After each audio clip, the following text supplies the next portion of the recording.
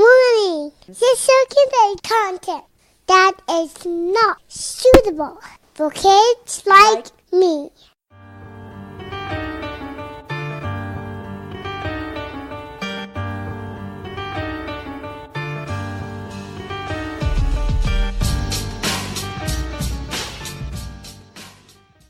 Welcome to Crime Crazy, the weekly true crime podcast with Eryn and Diana Seacon, where we prove we know nothing about our legal system, but we're still crazy for a good true crime story. So this makes me giggle because this is not the first time we've done that today. It is not, which is silly because we had to do it to remember the words we say. We couldn't remember what tense we used when we were trying to order business cards.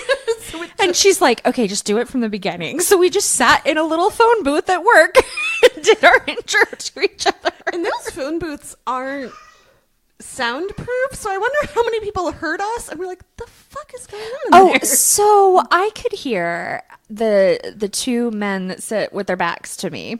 And then their front, talking, and I'm fairly certain they were talking about us. Because we also had the lights out, because the light was so hot. And then so at one point we had 3 people in the one-person room. And cupcakes. It was a great day at work. It was a great day at work. So Diana, did you learn anything this week? I did. I learned something really cool. Oh, I'm so excited. I am too. So I'm sorry. I have to stop you there.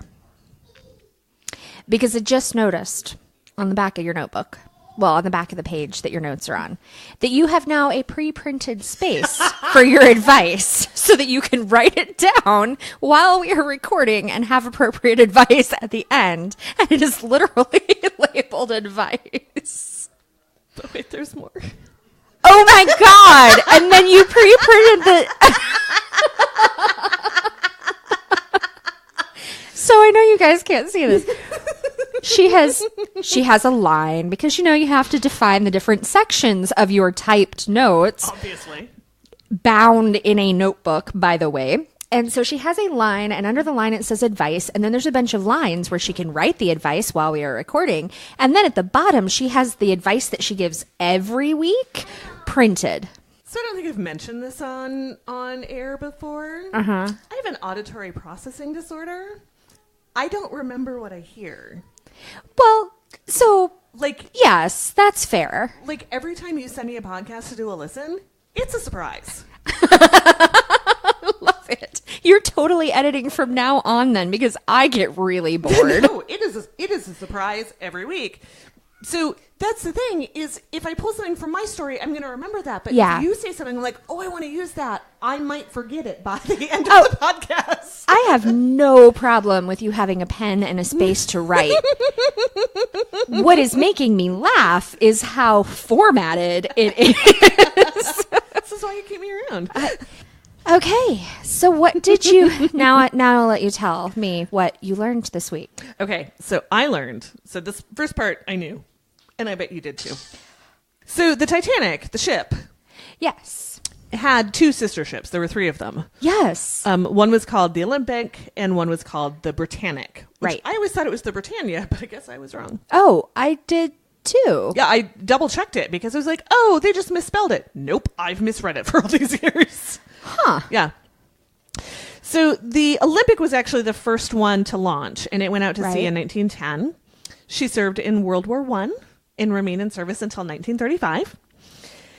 Once it was decommissioned, the first class lounge was removed. Okay. It is now a restaurant.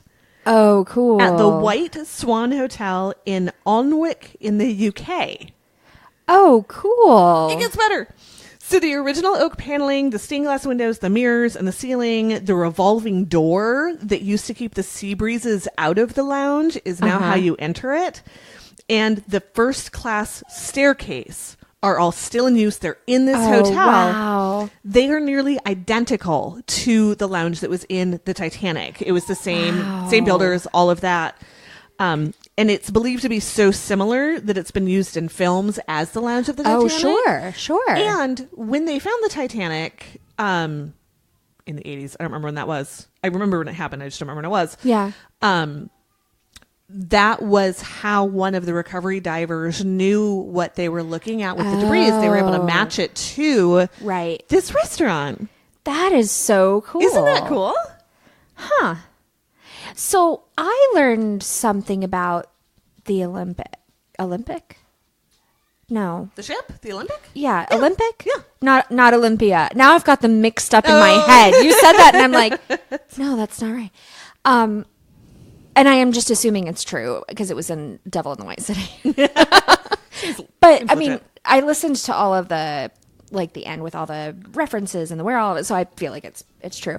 But that it was actually on its way to help with the rescue efforts when the Titanic was sinking.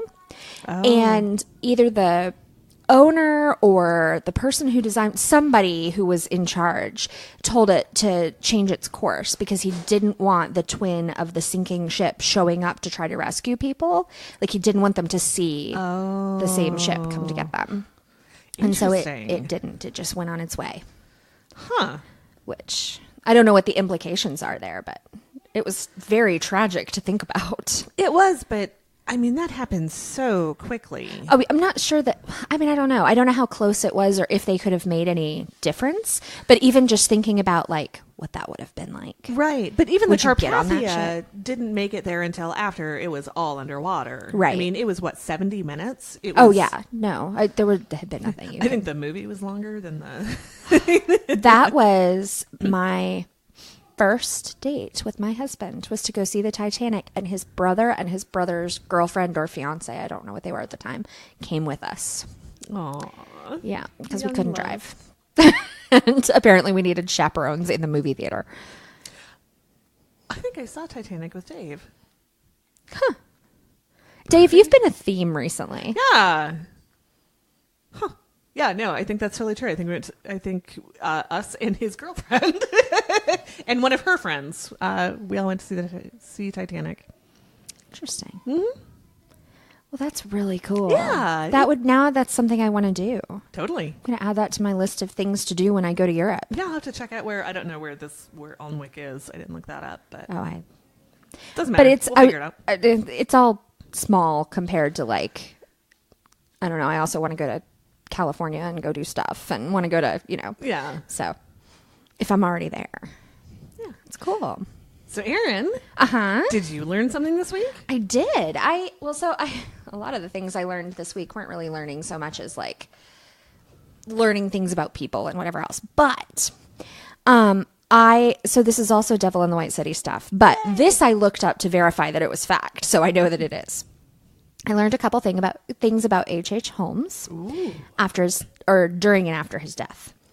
Okay, so the first one, which is in Devil in the White City, is that when he was buried, he was worried that somebody was going to like steal his body after he was dead. Like he did. Like he liked to do. And so he had himself encased in concrete and then guarded and all this other stuff. So, I mean, yeah.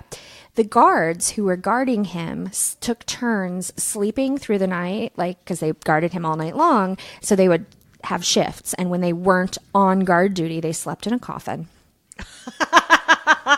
Yeah, I guess. What else would you do? But at the same time, I'm trying to figure out how that worked because they were at the cemetery.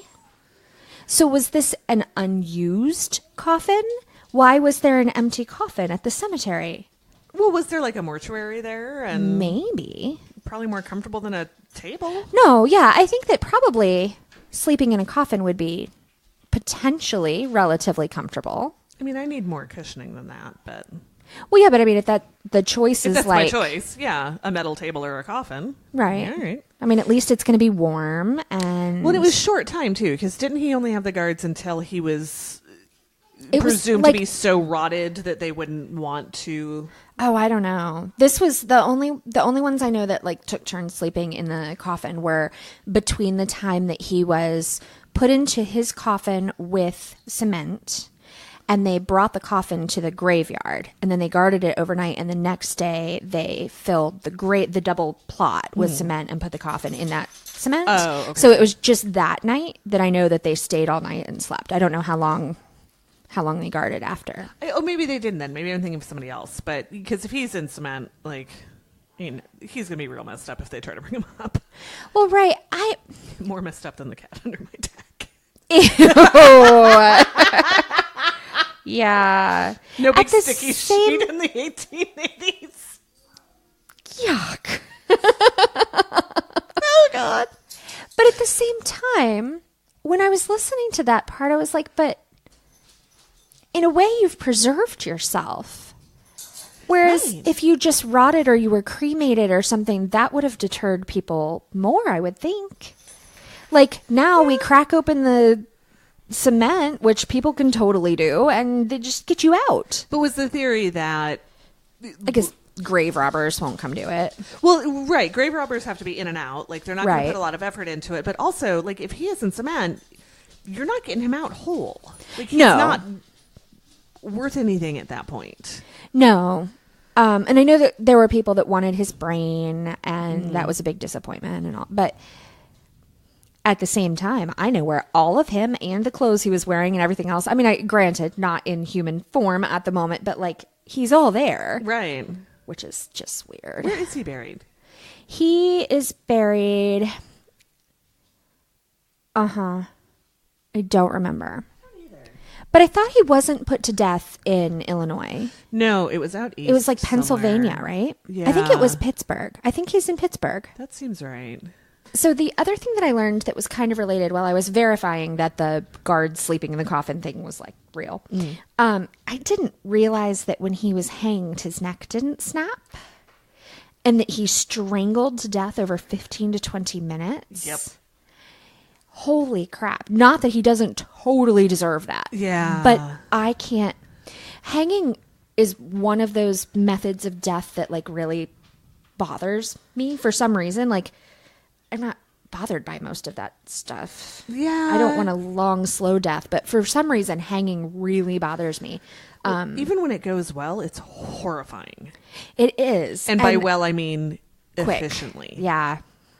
It's so horrifying. Yeah, I just can't imagine having to witness that. Mm-hmm. You don't know why you don't immediately pull them back up and try again. Like, I don't know. That's just horrible. Yeah. Well, I don't know if that's how it, like, there's not a crank on it. No, I know. But. Oh, but then you have to do it again. Yeah. Oh, man. It's rough. But I feel all over. like if a couple people lifted you back up and you set the platform or however they were doing it back up, right? You could try again and be successful faster than letting the person strangle to death over 15 minutes. Yeah. Wow. That's rough. It is. Not that he didn't totally 100% deserve it, but still. But still. Ugh. Okay. So I have a story for you.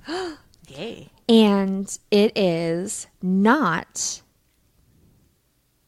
Nope, that's a lie. I was going to say it's not a murder story, but there is murder. But the point is not murder. I tried to do something different, and then people fucking died anyway. Oh, man. And so there is murder. But I just can't trust people. I know, right?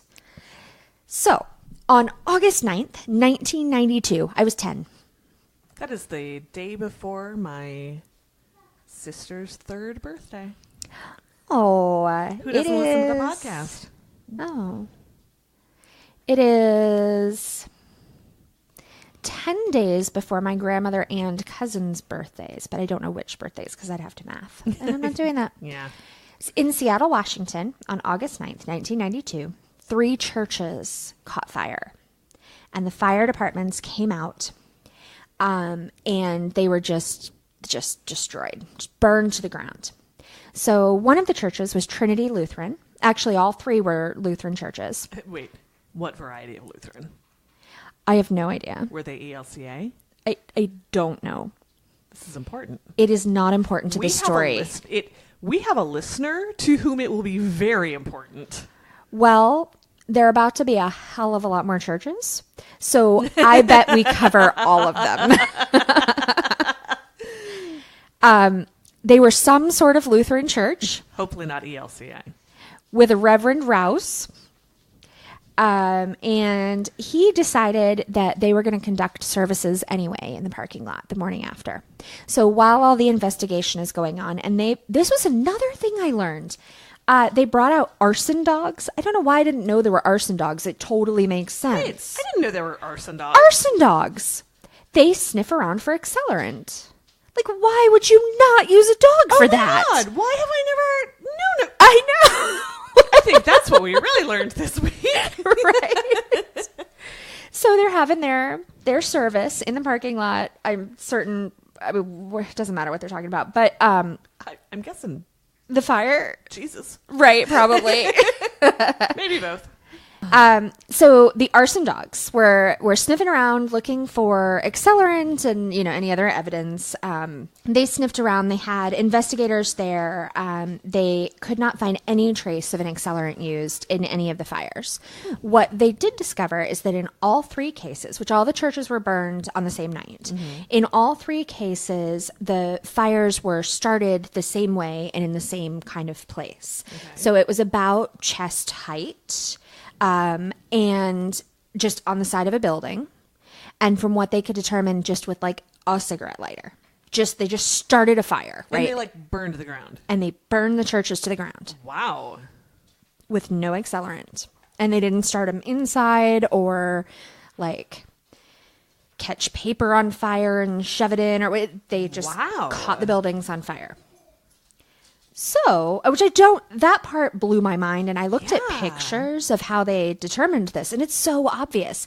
On the corners of these buildings, there is a huge black, circular mark where they caught the church on fire, and it's much darker than everything that burned around it, and it's like you reached straight out and lit it on fire, and then it just went up. Wow. Yeah. So, I guess really good at choosing flammable locations on a building or flammable buildings or you have to know something. I have trouble starting bonfires. I was gonna say sometimes the candle lighter escapes me. Yes. Right. I don't know that I could successfully light a building on fire from the outside at all. No. Maybe not with an accelerant. I'd probably end up spilling it on myself. Oh, 100%. I would die in the attempt. But, inside, okay, I'd probably go for, curtains or something. Right. Or, depending on the age of the church, the wooden pews, although varnish, maybe they wouldn't go up so nicely. Well, I know they might. That could act as an accelerant, right? I'm thinking the old, heavily varnished. Super lacquered. They've been over the years. It'd be hard to get through, but... Yeah. Well, yeah, but a lot of pews, depending on the age of the church, too, are ours were essentially, they were upholstered, but it was basically carpet. Yeah. But I guess it was probably also a polyester or a nylon carpet, which wouldn't be, it would melt, but it wouldn't. Well, the other thing with Lutheran churches is they tend to be a little bit more, and again, I grew up here, which is Scandinavian and heavily Lutheran, but they tend to be a little bit more modern and a little bit more spare. Right. Whereas when you think of a Catholic church, there's lots of stuff. But all of that is still inside, and all of these fires were lit from the outside. They walked up to the corner of the building and caught it on fire.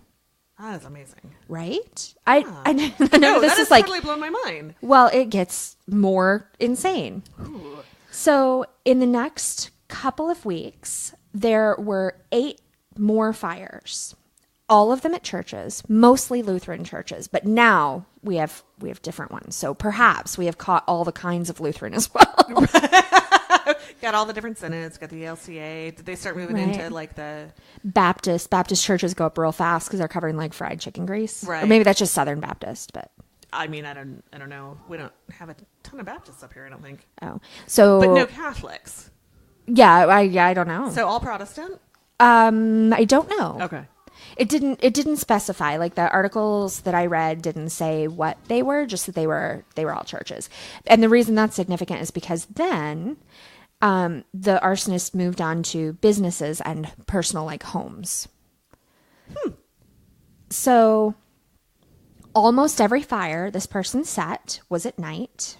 There were 12 more fires lit at night, same way, from the outside, no accelerant, just in the middle of the night, from between August and January of 1992.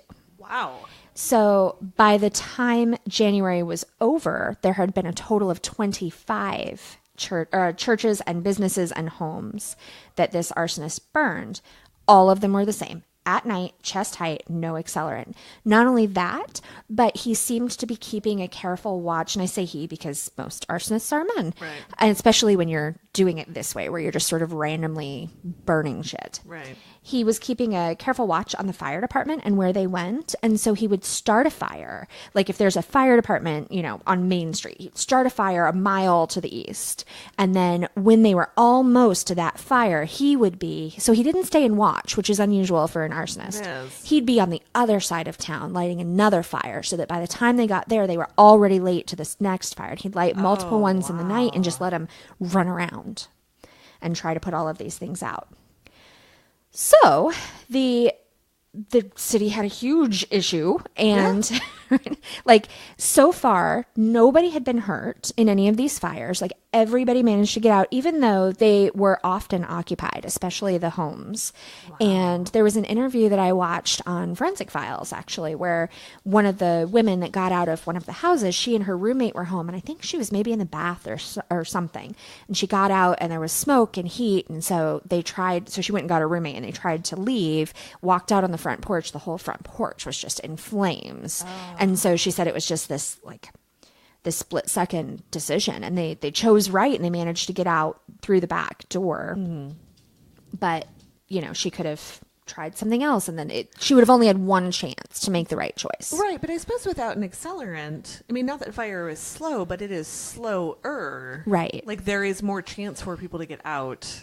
Yes. Yeah. If there's not, they had better odds. Yeah. Well, and there's just one ignition point in all these fires, so they couldn't have known that though, so it would still be you wouldn't know. Right. But they did stand a pretty good chance because, presumably by the time you notice there's a fire, it has engulfed one corner of whatever building you're in. So people managed to get out pretty well. But also smart on his part, because if all he wants is the fire to light the world on fire, yeah, then he doesn't want to add murder. No. In there. Yeah, he didn't seem to have a whole lot of a message other than he started with churches, specifically Lutheran churches. Mm-hmm. Lots and lots of fire, and he didn't injure people. He just destroyed shit. And apparently was like magic with fire. Yeah, apparently. So the city, in an attempt to get this under control, had to form a task force for this incident. Or this series of crimes. And they actually used criminal profiling for one of the very first times that it was ever used. And of course, what they came up with, actually, I bet, how about you guess? What do you think was the profile? Describe the individual they thought they were looking for. Ooh, I would say single white man, 25 to 35, not college educated. Maybe went and dropped out, but didn't finish. Some kind of blue-collar job. You're pretty damn close. Not a native of Seattle. Ooh, why not a native of Seattle? Too many fires. Oh, well, though, I'd like to burn down some things in my hometown. I don't know how I feel about that. So what they said was white male, late teens to early 20s. They thought he was younger than what you described, because he was more reckless, I think. More reckless. I'm gonna add gay. Ooh, why gay? Because that amount of anger towards a religious institution makes me think that there is something about his philosophy and the religious philosophy that don't mesh, and if we're looking at late teens, early 20s, that's a sexuality thing. True. That's a good time. And the Lutherans at that point, I know because I used to work for them, were not officially cool with homosexuality. Right.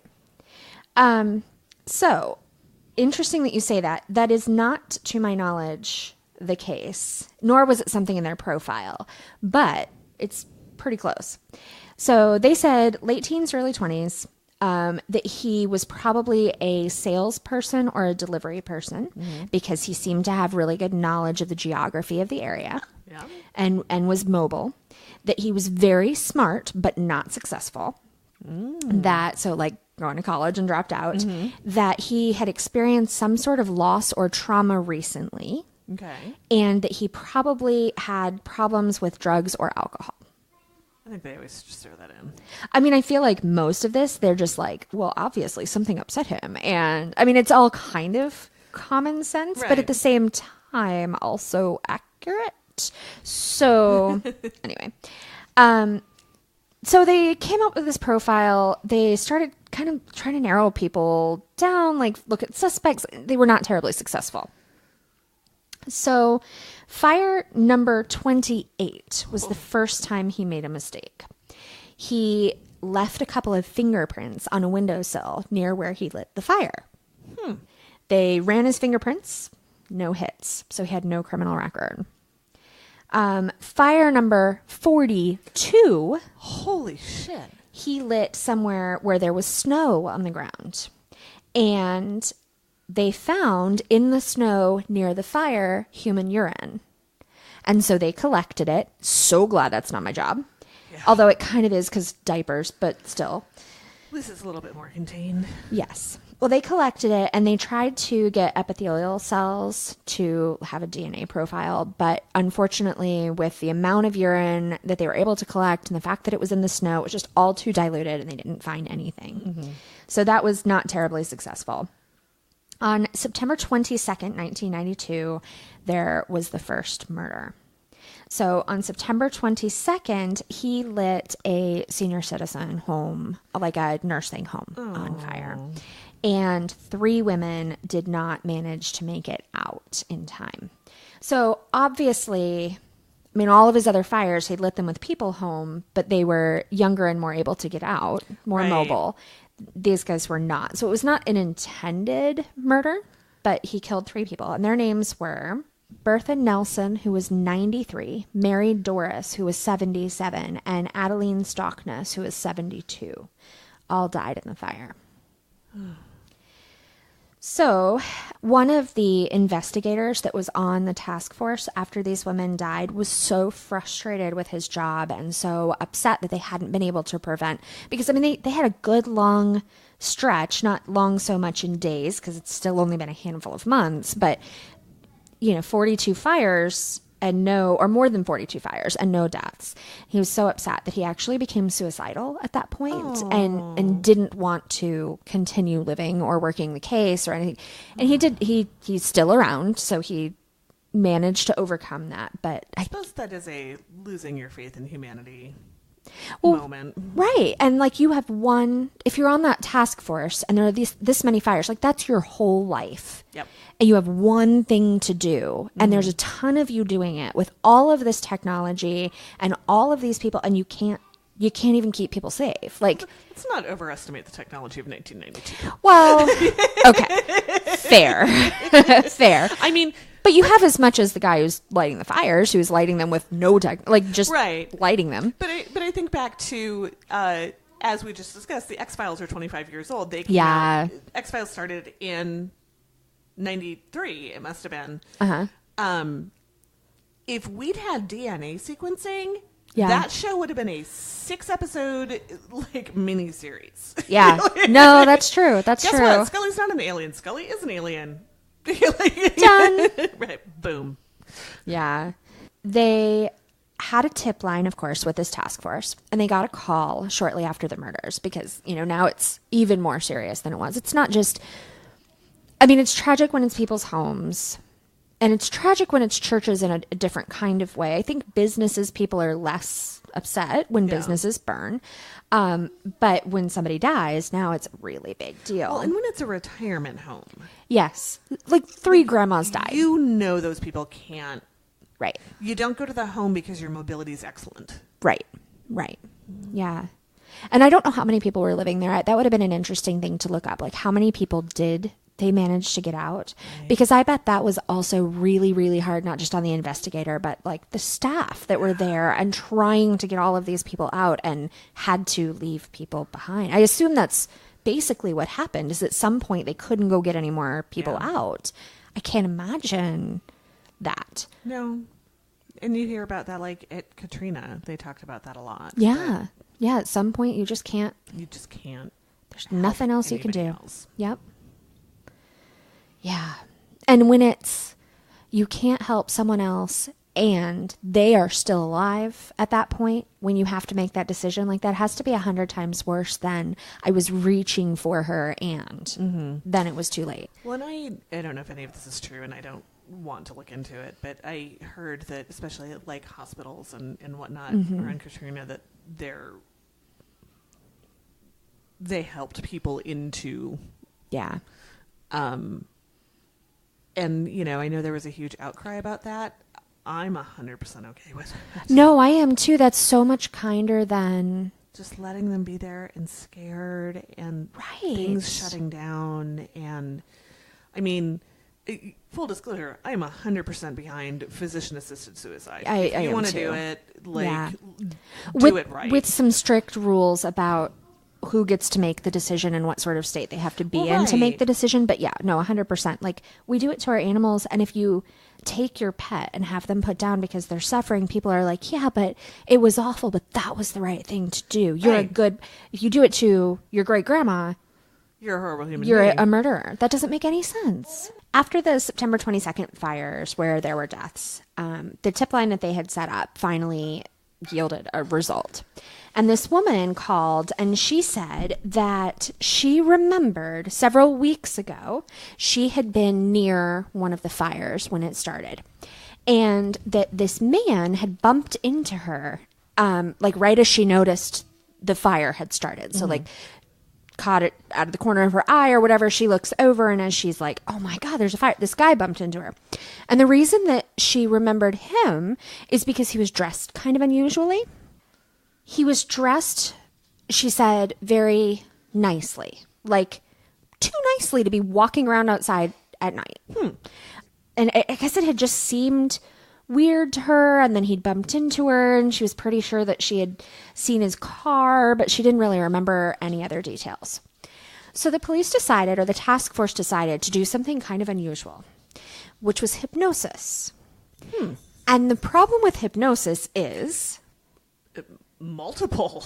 Well, okay.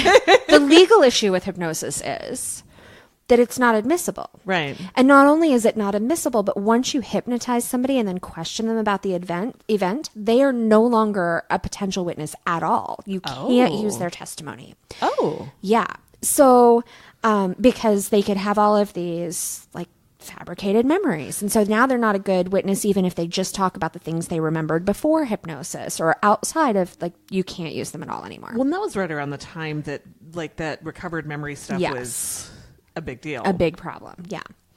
But they had no leads. People were now dying. There had been, 50-ish fires. It was a big problem. They had to do something. So they were like, okay, we don't care if we can convict this guy. We need a lead.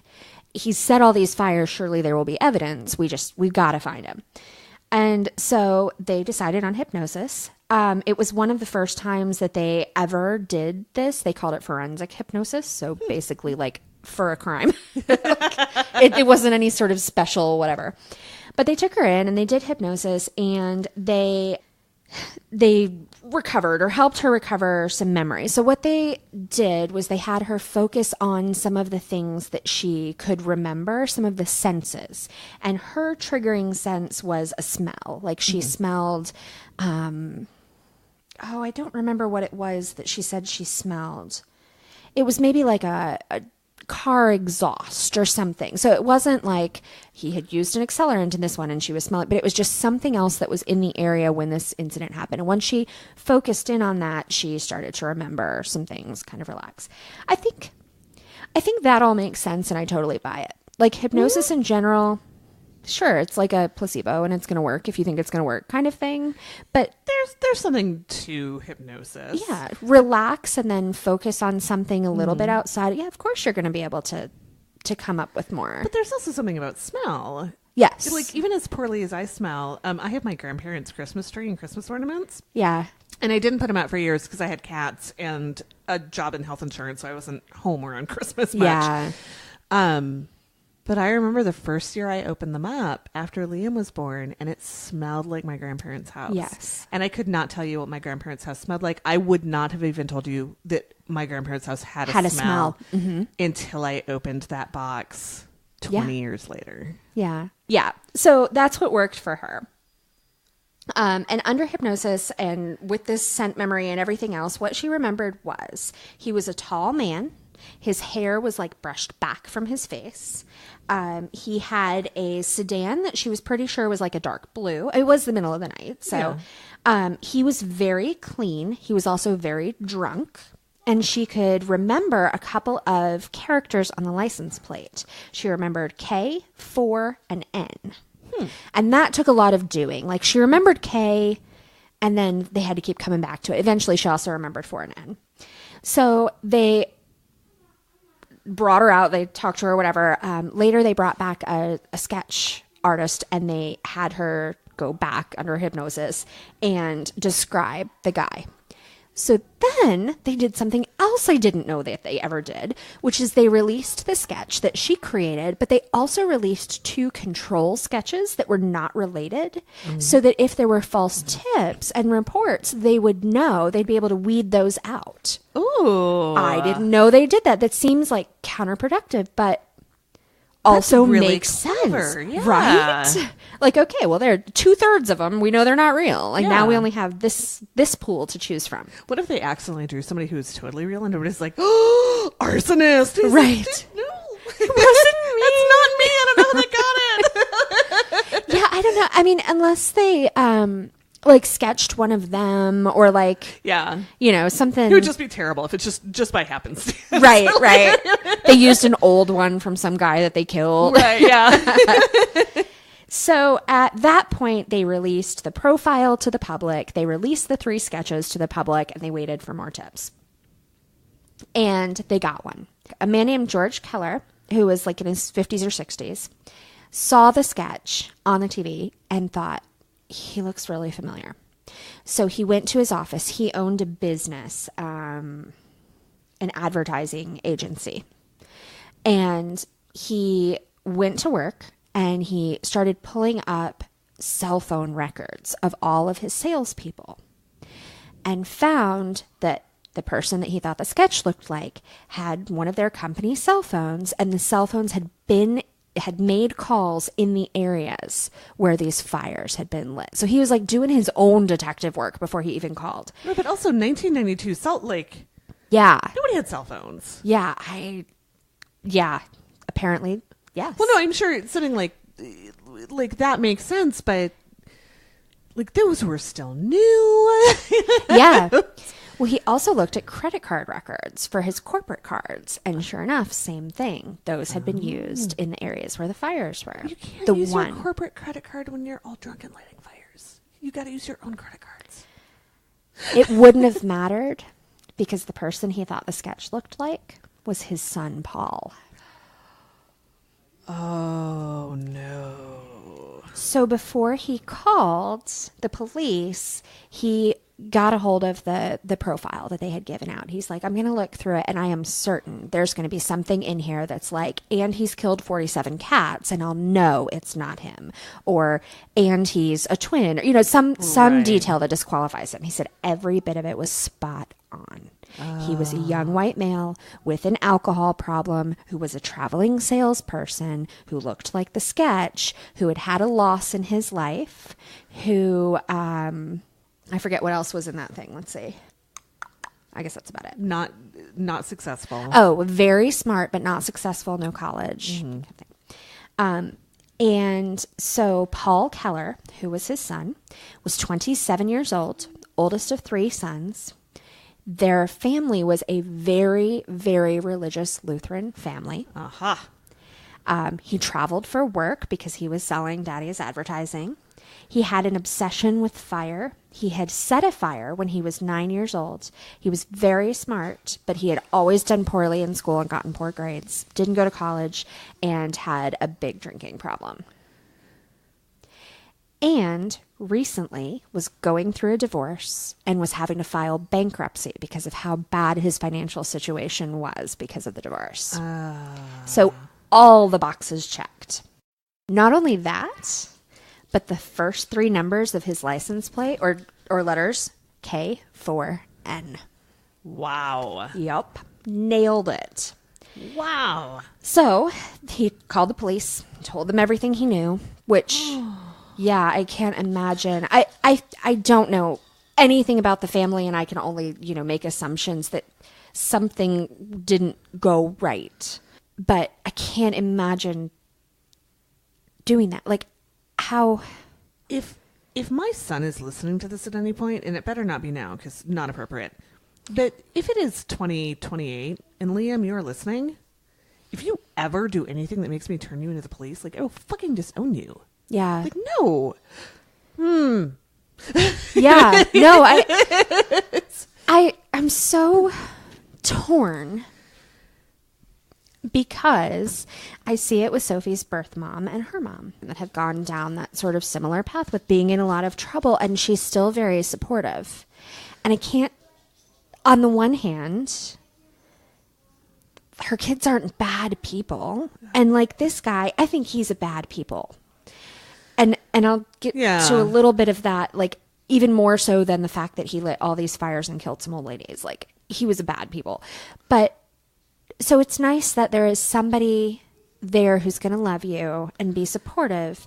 On the other hand, I'm not sure if she's really doing them any favors. Well, and there's that kind of a line too, because I say this now as a mother of a well-behaved 9-year-old. Right. I will fucking disown you.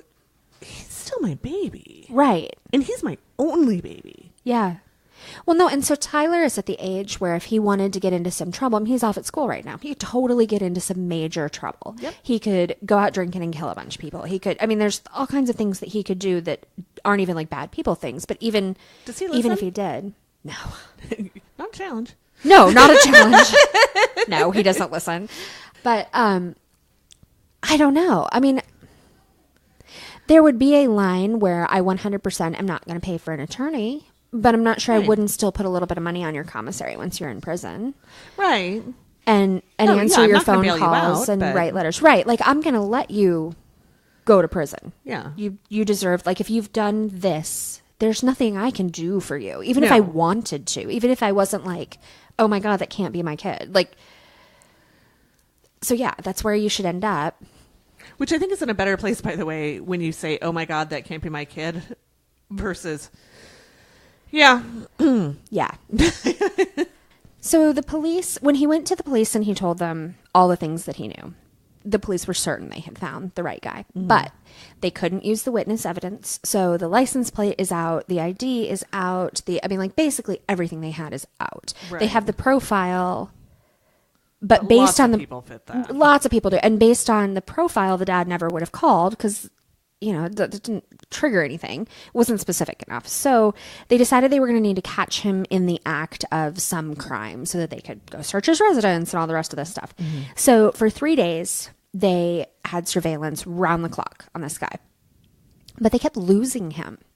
And it didn't sound like he was aware of the surveillance. So apparently he was just kind of sneaky and which, I mean, I think you'd have to be if you're lighting multiple fires in a night. And not leaving evidence, not getting caught, right. I mean, like. And keeping track of the fire department and where they are and where you need to be so that you can drag them all around. Like, so I think he just was sort of naturally that way. That is also way more thinking than I am able to do sober, to be frank. Yeah. No. All of those moving pieces.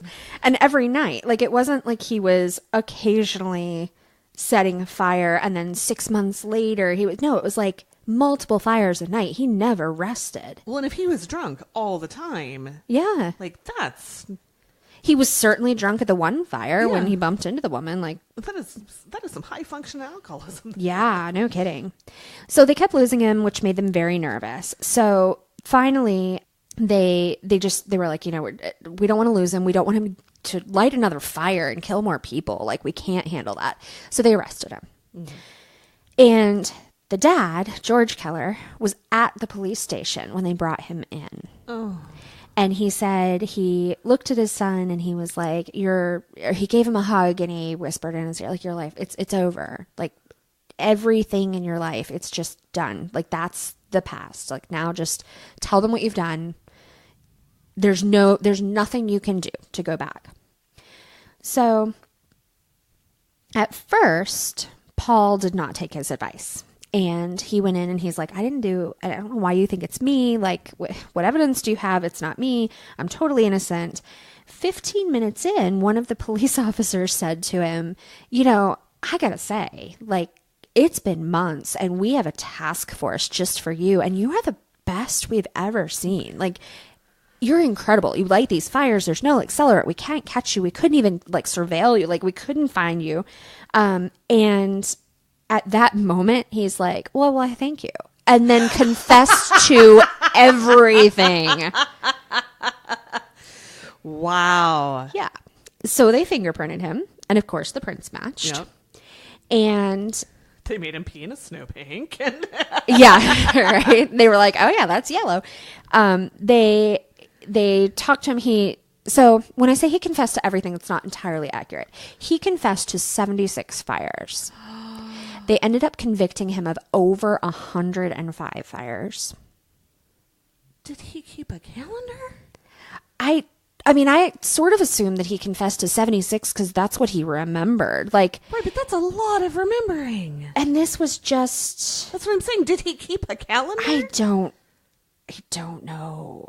So he told them that he had a cigarette lighter, and that is how he lit all those fires. He would walk up to a building and light it on fire. That was it. That was the whole thing. Wow. So again, magic, because I can't make firework when I want to, and when it's in an appropriate fireplace. Right. Like, it still doesn't work for me. He was, and there are some interviews with him, absolutely remorseless, just completely cold. He had no connection whatsoever to the damage that he had done. He just was very factual about it. He's like, yeah, I had a problem with fire. And all of his interviews, he's not taunting. He's not like evil, but it's like he's not talking about a fire. It's like he's talking about, I don't know, something that he went out and did with friends, or like, oh, I got drunk and I behaved badly in that bar. Yeah, I did that. I used to have a problem with that, blah, blah, blah. Just like it's nothing. Wow. And it's scary. So he was convicted of, I think it's like 108 fires or something, 100 and something fires. They sentenced him to 99 years in prison. So he'd be like 100 and, what was he, 27? So like, 126. Right. I don't know how old he was when he may have been a little older, but anyway, yeah, way too old. Like he's not gonna make it. His father got on the news and apologized to the families and basically said, we knew there was something wrong with him, but we had no idea he was doing this. And, I've tried to make it right, but we are going to remember every one of these people for the rest of our lives. That's all we're going to ever think about is how our kid destroyed all these lives. Kid has no remorse whatsoever. Wow. Yeah. That is so many fires. It was August to September. I don't know when they actually caught him, but it wasn't all that long after the end of September. So, I mean, still just a couple months. That is just insane. That's an insane, even if it was 6 months, that's an insane number. That's a lot of fires. Right? Every couple days. Yeah. Except that he did a bunch in one night. Oh, the one thing I didn't say was the night of the most fires, there were 12. Oh my God. In one night.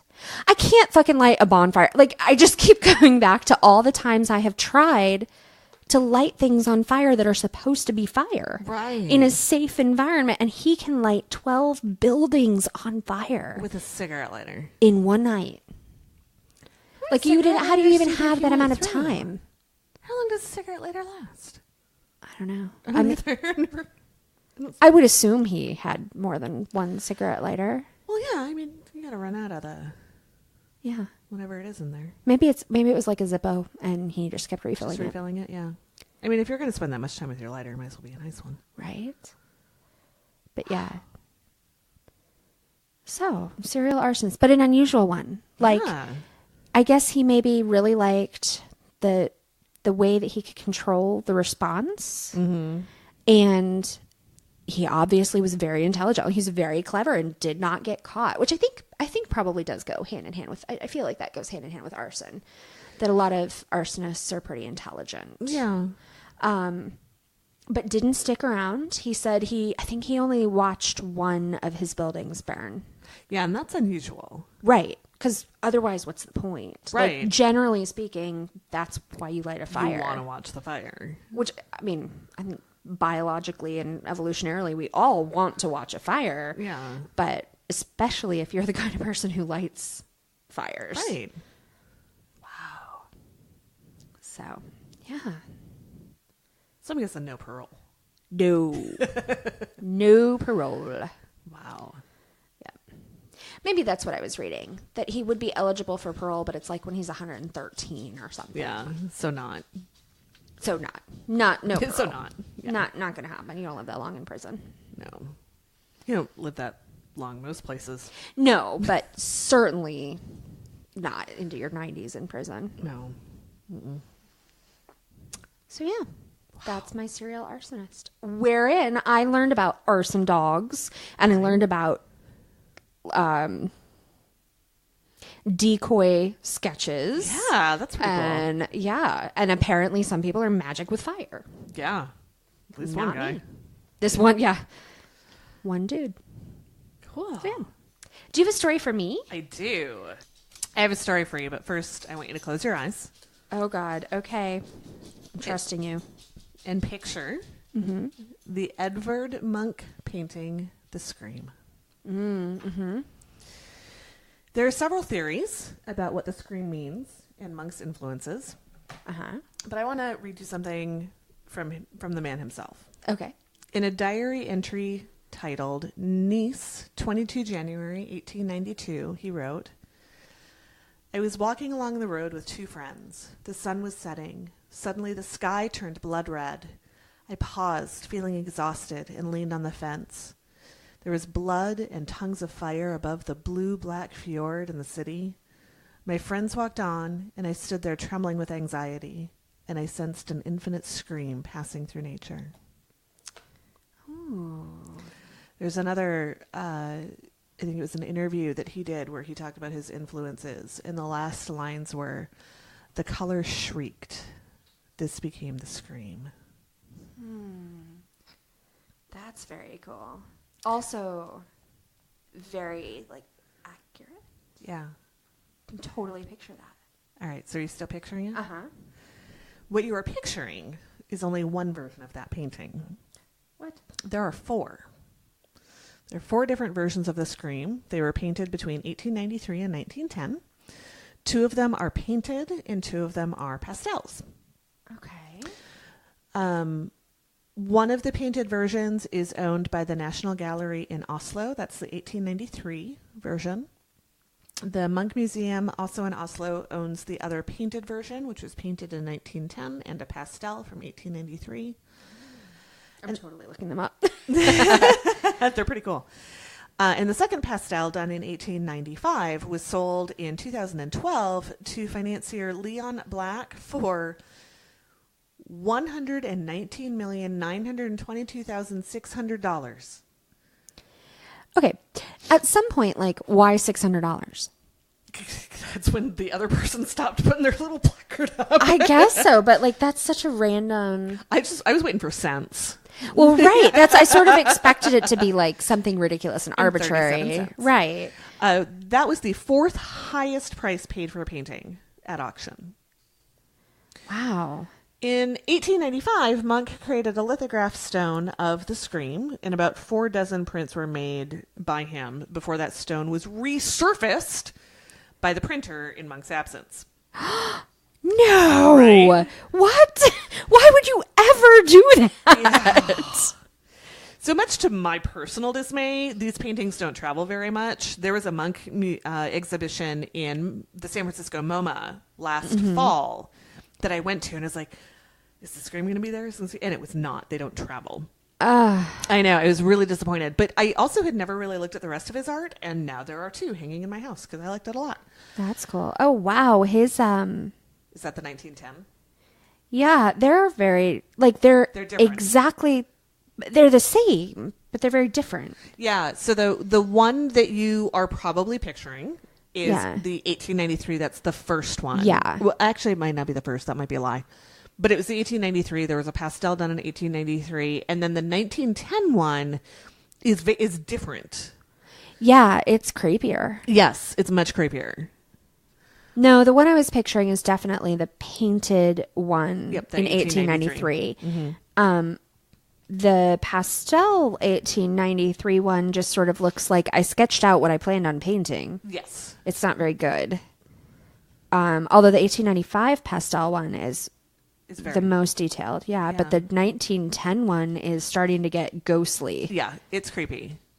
So anyway, these don't travel much. I haven't seen the Scream. I'm very sad about it. I'm going to have to go to Norway. The 1893 pastel was displayed at the Van Gogh Museum in Amsterdam for a while in 2015. And Leon Black, who paid a mind-blowing huge amount of money, lent his pastel to the MoMA in New York between October of 2012 and April of 2013. But in general, you have to go to Oslo to see the Scream. Mm-hmm. So maybe that's why people keep stealing it. Oh. Picture it. Norway, 1994. The 1994 Winter Olympics were being held in Lillehammer, which is about 84 miles from Oslo. I was just going to say, how far is that from Oslo? I was like, no, she's going to tell me. About 84 miles. While the Olympics are always exciting, this year was especially so because it was the year that Tanya Harding conspired to whack Nancy Kerrigan in the knee. Oh. And then both of them were beat out by a 16-year-old Ukrainian with a heartbreaking backstory, Oksana Bayul. Wow. That seems like both so long ago and so current. Yeah. I'm not here to talk about sports. Thank God, because that is not this podcast. I am never anywhere to talk about sports. No sports ball. So since Oslo is so close to Lillehammer, the city prepared for the huge influx of visitors that it figured it was about to receive. Yes. One of those preparations was undertaken by Norway's National Museum. The museum put together a showcase of Norwegian culture, and they moved the Scream from its usual place on the first floor. Note to all of the Americans, that's actually the second floor. Right, because it's not the ground floor. Yes. Yeah. So they moved it from the first floor down to the ground floor. They moved it from the first floor to the first floor. To the first floor. While it's generally acknowledged by folks that run museums that those first floors are hardest to secure, the gallery looked at their security setup. They figured that their cameras and their alarm systems and all that were sufficient to protect their treasures. Yeah, they were wrong. Of course they were. At 6:30 a.m. on February 12th, 1994, the same day as the Olympic opening ceremony.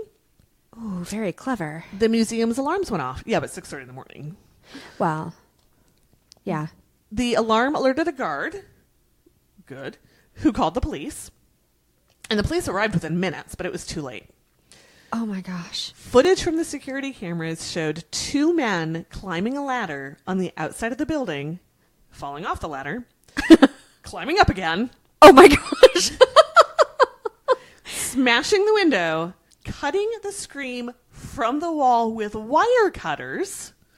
Oh my gosh. And retreating back outside. The entire operation took 50 seconds. Wow. Also, I have a picture. Oh, wow. That's the ladder. So... And also, like, for those of you listening at home, this is not really a true ground floor. No. This is a good half story up. It is. Yeah, it's definitely raised. Yeah, there's a tall, like, I'd fall off that ladder. Well, especially at that angle would be very challenging. It would be I feel very like challenging. a ladder straight up and down would be easier. Well, and there's snow. It's February. Yeah, no, it could have slid. But also, insult to injury that your thieves, who still took under a minute to steal something from your amazing security system, couldn't climb a ladder, and they still managed. So the thieves left something. They left a postcard that said... Did they leave the ladder? They did. Okay, I was going to say they left a couple things. They left a couple things. The postcard. They left a postcard that said, Thanks for the poor security. Wow. Also saw a translation that indicated that it said 1,000 thanks for the bad security. Oh my gosh. I don't know which one is correct. Either way. Right. Pretty like, right. Whoa.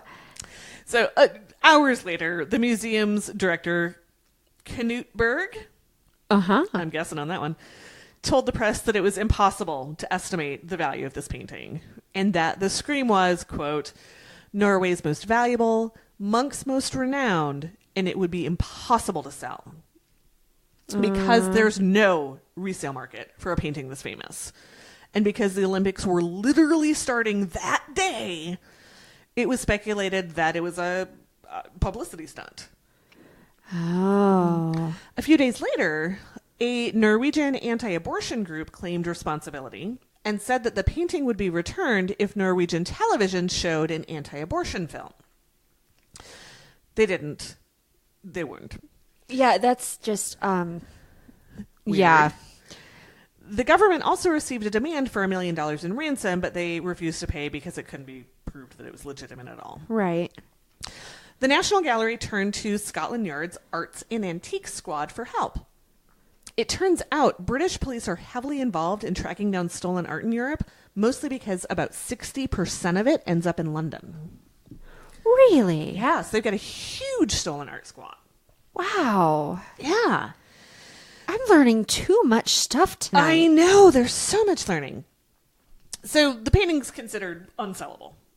Right. Too famous. Who's going to buy it? That's crazy. Right. You can't Right. claim that it's legit and show it off. Well, and you can't like go to somebody on a street corner and be like, got the screen. Right. Right. So it's unsellable, but the police were concerned that thieves would destroy it. Right. Because it's unsellable and they can't return it. Right. What else are you going to do with it? And this concern was heightened because they found 4 pieces of the frame that had held the scream at bus stops and other places around Oslo. Oh, yeah. They also found around one of those frames a cryptic message that might have been a ransom note. It was a little unclear what that might have been. Interesting. So these British detectives posed as art dealers. And through their networks, they were able to get in contact with the thieves, and they began negotiating a sale. And there's actually an interview. It's a BBC interview with one of the detectives that worked on it. And he talked about, they kind of activated their underground networks, but they also worked with the Getty. Okay. And they got help from the Getty to set it up like these detectives were buying art for the Getty in Europe. Oh. So kind of legitimate, not a private, Yeah. not a private collector. Right. Not some rando who very well is an undercover detective. Right. No. But So they set up this whole thing, legitimacy. There was a lot of relationship building between these guys and people that had the painting. Like they got vouched. Like it was really intricate. So after a bunch of wrangling, a bunch of this relationship building and whatnot, the art dealers were invited. I saw 2 different things. Either the guy that was interviewed said it was the summer home. Something else said it was like a summer resort. Okay. Whatever. They were invited to the summer house of one of the thieves in... Oh, Christ. That's what you get for choosing a hard country.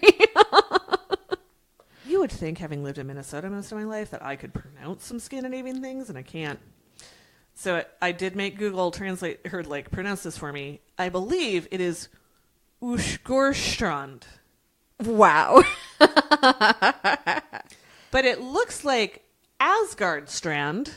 Oh. And isn't Asgard Yeah. Yeah, okay. How do you know that? Liam watched a lot of Superhero Squad. I gotcha. Is that what it's called? I don't know. Superhero Squad, yeah. You can picture the song. All right. So I have a question about this deal, though. I don't know if you know or if I'm just missing it. But so they were pretending to be from a legitimate place trying to purchase art. Were they telling the thieves that, yeah, we know it's stolen, but we want to buy it anyway? So I looked for a really long time about details about the investigation, how they found these people, how they partner with the guy. Like, there's nothing. Well, no, I imagine you don't want to give away those secrets. So the most detail was actually in that interview that I saw from the BBC, and it was like 3 minutes long. Yeah. So still not much detail, but every story I read, everything I looked at just glossed right the hell over. It went from painting stolen, painting recovered. Right. Sorry, didn't mean to. We found it. I mean, they found it. Right. No, I guess I was trying to think, like, if I'm a thief, I assume the person I am selling to is aware it is stolen. Right. Because it's unsellable. They were also desperate. So they started out. I mean, remember that not too long ago, a pastel of this painting sold for over $116 million. Well, right. These dumbasses started out saying, we want $1 million for it. Wow. And the detective was like, I ain't paying $1 million. It's stolen. And they got him down to $250,000. Oh my God. Wow. So they knew they couldn't sell it. They weren't going to make a ton of money. Like, it was going to, like, they weren't good at what they did. Well, right. But I just, like, if I'm selling to a private collector, I assume we all know that this is a criminal activity and that they can't tell on me because they are engaging in a criminal activity. Mm-hmm. But if I'm selling to a legitimate place, surely they know it's stolen because they would know that kind of stuff. Well, or did they try something to the effect of, you know, this is a lost monk that wasn't in a museum. My granny had it in her attic. Maybe. You know, I don't know, because again, there's no detail about how this went down. Or maybe even like, hey, we're not going to ask any questions. We're not going to try to. We just want this, and we'll pay. We'll pay for it. Right. Not that much. Right. Not that much, but you know, like I'd like a bargain on a my decent monthlies. house. Yeah. So they were invited to this summer home, and the painting was being stored under the carpet in the kitchen. Oh my God, that kind of makes me sick, and I don't even care that much about art. No, well, and the detective, apparently the way to get to it was like down through some like kind of a cellar hatch in the kitchen. Yeah. And the thieves were like, it's down there, like, go ahead and get it. And the detective was like, no, this is how you end up serial killed. Right. Like, look, I am not sure what else is going on here, but I know I'm not going down there. He said something like, no, this is, no. And the thief was like, oh, yeah, no, I got it. Like, you're right, that's not cool. You shouldn't do that. Good on you. Yeah. So the detective did note that it was fitting that the painting was recovered in Skurstrand. Asgard Stan. Sure. Because Munch once owned a cottage there, and he painted lots of his famous works there. Wow. Yeah.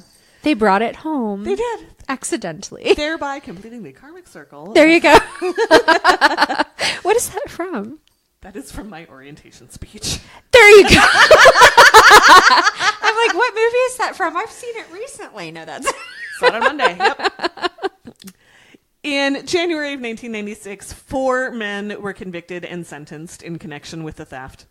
However, on appeal, the convictions of 3 of the 4 of them were reversed because the undercover detectives had entered Norway using false identities, and that's a violation of Norwegian law.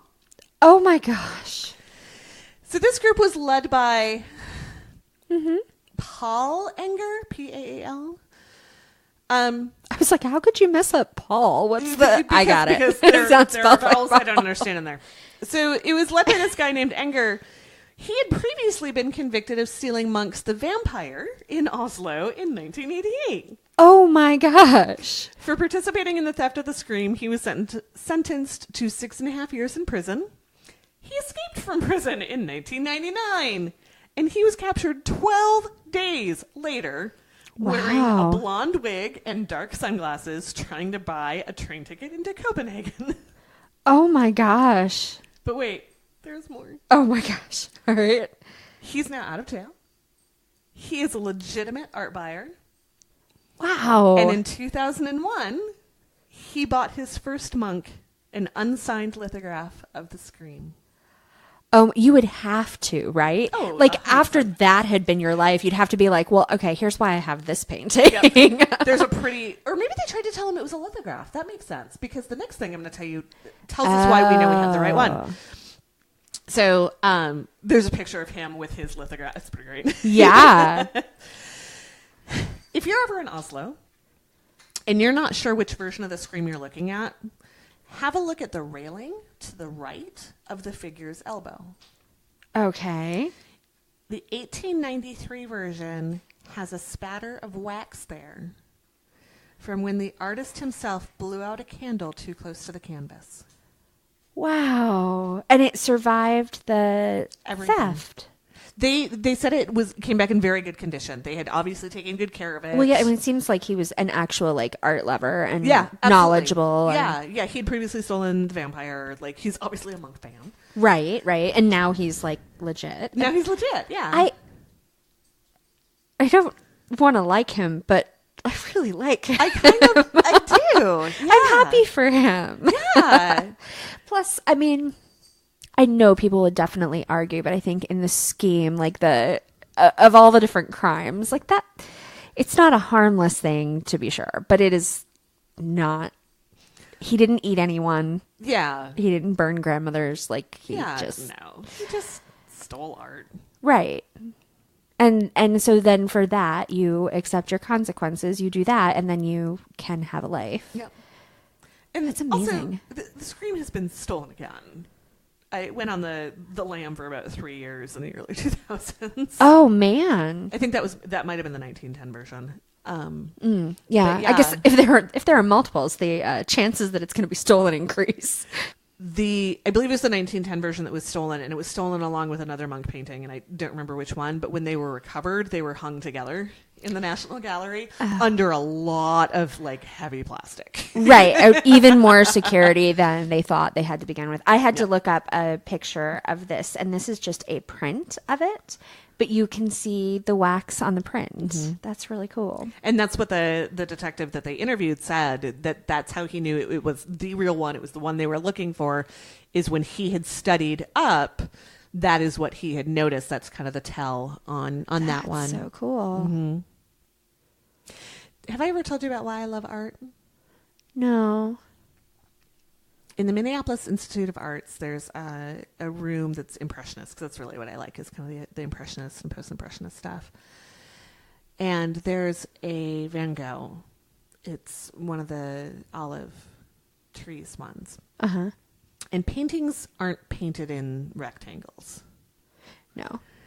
And the way this painting is framed, you can see the raw canvas along the edges. Uh-huh. And Van Gogh took that. It looks like cardboard. Yeah. That's what all of these say is like cardboard. It's cardboard. And he put paint on it. Yeah. And he made magic. Yeah. And that's why I love art. That's cool. My guy made magic with fire. Fire is also magic. True. But not the same. See, now I have to look up the Van Gogh. I've been sitting over here looking at art the entire time you're telling the story, Mm-hmm. which really, I would advise everyone to go back to the beginning and start over and look at art while she tells the story. If you aren't already. I wish there weren't any dead people in my story, because then we would have had not a good week. It's crime. It's never going to be a good week. Never a great week. But it would have been a much more uplifting or at least like lighthearted. But cool. So that's what I got. Awesome. I like it. All right. Diana, what do we need to do this week? All right. We got some talking about cool people to do. Awesome. I'm ready. All right. Crime Crazy is sponsored by M. Gillum and Elizabeth Wilder. Woohoo! Yay! All cool people start with E. That's true. Hey. Also, that is my cat in the background and not a child. Yes. She's fine. She just wants attention. It's fine. Show sponsors support Crime Crazy through Patreon at the $10 per month level or above. Thank you. Woohoo! A special thank you to all of our Patreon supporters. If you'd like to support Crime Crazy, please check out our Patreon. Go to patreon.com/crimecrazypod or search for Crime Crazy Podcast. All patrons get a monthly shout out on the show. I don't have any new review shout outs. If we have not given you a shout out for a review, it is probably because we don't know about it. So please feel free to tell us about it. Let us know. We'll give you a shout out. Well, and we've gotten some more emails and things recently and some more messages. So I kind of feel like we're probably missing some reviews because usually they go hand in hand. But also Diana's about to tell you how to get in touch with us. But guys, keep it up. It's amazing. And I love it. We love it. If you'd like to receive a shout out, please rate and review us on iTunes or your podcast catcher of choice. We give shout outs for all reviews. But we like the 5-star ones the best. Yes, we do. You can follow Crime Crazy on Facebook. We're at crimecrazy.com/crimecrazypod. From there, you can catch up on the conversation by joining one of 2 of the Crime Crazy groups. Woohoo! Just depends on whether or not you want your families to know that you like crime. That's right. So we have both a public and private group. You can join them both. Absolutely. But the private, like what happens in the Crime Crazy private group stays in the Crime Crazy private group. That's right. Won't end up on next week's episode unless you want it to. That's right. You got to tell us. Right. You can also follow us on Twitter at CrimeCrazyPod. You can follow us on Instagram at CrimeCrazyPod. You can visit our website at CrimeCrazyPodcast.com, where I'm starting to add show notes if you would like more information about what we cover. Diana is a saint. That is so much work. I literally just copied the links that I keep. I know, but we've been doing this for over a year, and I've never managed, like, it takes everything I have to get it edited and uploaded with, like, some kind of description, like going back and putting references, and it's never going to happen. That's why you keep me around. That's right. Or email us at crimecrazypodcast@gmail.com. You can follow us on Twitter. You're at Eryn Plime. I'm at Diana_Secon. Follow us on Instagram. You're at Eplime. And I'm at classy_broad_MSP. Gonna change it. It's her favorite Instagram handle ever. I love it, but it is unwieldy. But it's easy. Like, it's still easy. It is. So, Diana, as we close out our episode, do you have any advice for us? I know you do because I saw in your notebook where you have a whole section to write it down. But I didn't write anything down. Oh, what? That's no good. I got something. Oh, okay. What advice do you have for us this week? Go find some art. Ooh. Find what you like. It doesn't have to be paintings. It doesn't have to be sculpture. Go find some music. Go find a play. Just go find something. Go make something. Go yarn bomb shit. I don't care. I love yarn bombing. It's It pretty makes great. me so happy. It's pretty great. Go find something pretty. Go make something pretty. Definitely. I like that advice. I think I'll do it. Yeah. I think when we're done here, I'm going to go bullet journal, which I is think- kind of like art. It is like art. Your journals are art. My journals are doodle-tastic. They are. Call your people. Yes, call your people. And don't end up on next week's episode.